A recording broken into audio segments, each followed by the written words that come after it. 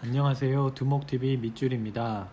이번에 소개해드리는 책은 신경 다양성을 가진 아들을 키운 엄마이자 양육 활동가로 활동하고 있는 저자 데보라 레버가 제안하는 책으로 기존의 양육 패러다임이 아닌 아이의 다름과 다양성을 지지해주는 우리 아이는 조금 다를 뿐입니다. 입니다.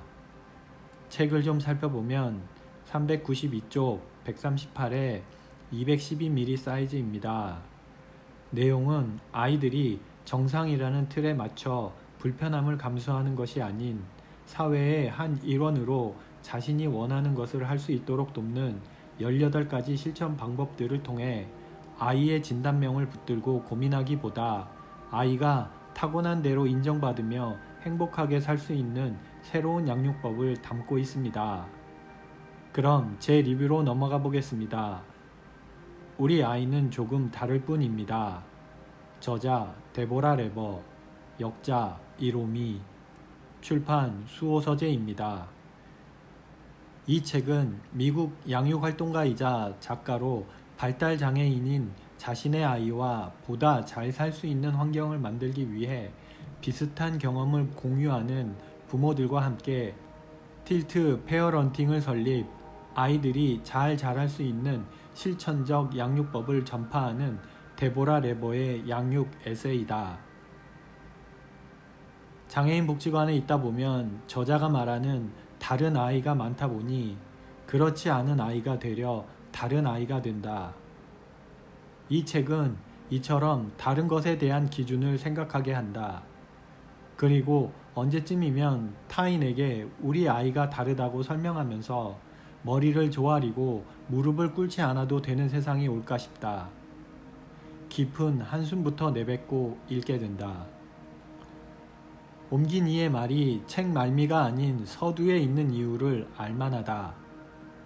어쩜 이리 조목조목 옳은 말만 하는지 울컥하지 않을 수 없다. 나는 두뇌 회로가 다른 아이를 양육하지 않는다.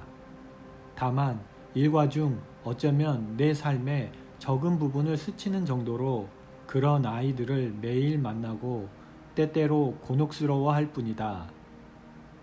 어떤 말과 회유로도 멈추지 않고 사무실을 뛰어다니고 나가려 하지 않거나 휠체어를 막아선 채 이것저것 만지고 비켜주지 않을 때도 있다. 이럴 때 더 곤란한 건 용변을 참을 수 없을 때도 아이는 절대 비켜주지 않는다는 것이다. 이런 아이들과의 생활은 솔직히 쉽지 않다. 그럼에도 아이들은 아이들의 세계가 있고 어떻게든 우리와 연결되려는 움직임들이 있으며 더군다나 이 아이들은 너무 잘 웃어준다. 그래서 소개되는 틸트 페어런팅이 흥미롭고 기대됐다. 진단명이 중요한 것이 아니라 그래서 어떻게 해야 할까를 물어야 한다. 7쪽. 저자의 이야기를 읽는 동안 장애를 진단에 규정하는 한국의 시스템을 생각했다. 일주일에 3, 4일을 투석하느라 일상생활은커녕 걷기조차 어려운 신장장애인은 직립을 할 수 있다는 이유로 장애인 콜택시를 이용하기 어렵고 장애가 심한으로 분류되기 어려워 경제적 지원도 제외되기 일쑤다. 그래서 저자가 언급하는 진단의 의미는 장애의 유무를 가르는 기준일 뿐 그래서 어떻게 해야 해 라는 우리가 해야 할 것들을 직접적으로 알려주지 않는다는 지적에 공감한다. 하지만 한편으로 너무 서글프게 들리기도 했던 말은 아이를 있는 그대로 받아들이는 동시에 모든 것을 내려놓았다 라는 것이다. 분명 그는 그렇지 않았지만 어쩔 수 없는 상황이 가져온 포기를 하는 사람이 있다는 생각이 개인적으로 들기도 해서다. 전형적이거나 정상적인 길은 단 하나가 아니다. 그 정상적이라는 건 대체 누가 정의한 것인가? 언제부터 정상이라는 것이 우리가 추구해야 할 가치가 된 것인가?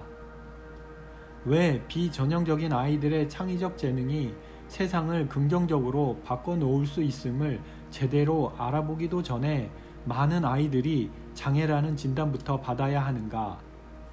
41쪽. 많은 생각을 불러일으키는 책임이 분명하다.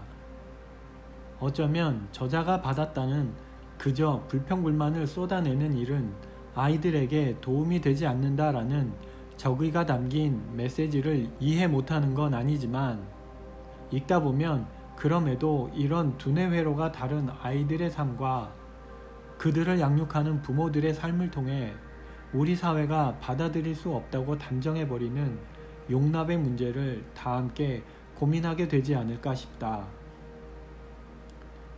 왜 가족은 되는데 사회는 안 되는가? 게다가 이렇게 덧붙이고도 싶다. 니들이 가족 돌봄을 알아? 내 아이만 아니면 되지 알게 뭐야 라는 태도는 진심 옳은가? 라고 묻고 싶기도 하다.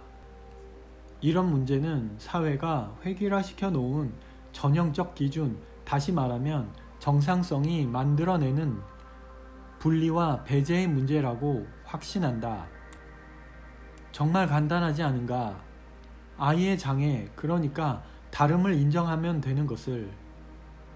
저자가 겪은 사례를 통해 우리 사회는 어떤 유형의 다름이 존재하는 사람을 정상에 끼워 맞춰 고치거나 극복해야 한다고 믿는다는 점을 깨닫게 한다.